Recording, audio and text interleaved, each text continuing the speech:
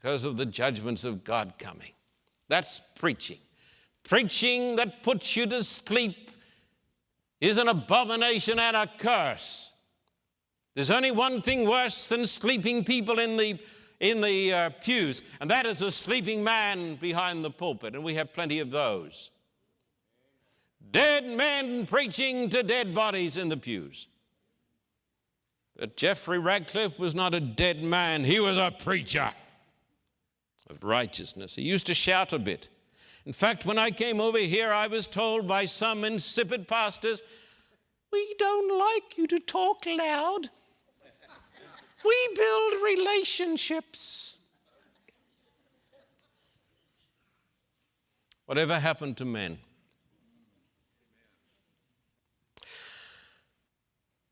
A great evangelist that made a great impact upon me was Pastor HMS Richards.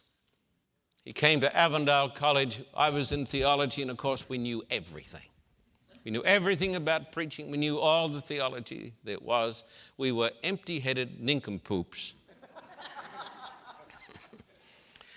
And there came this tall man, somewhat ungainly in how he used his arms. His arms seemed to be too long.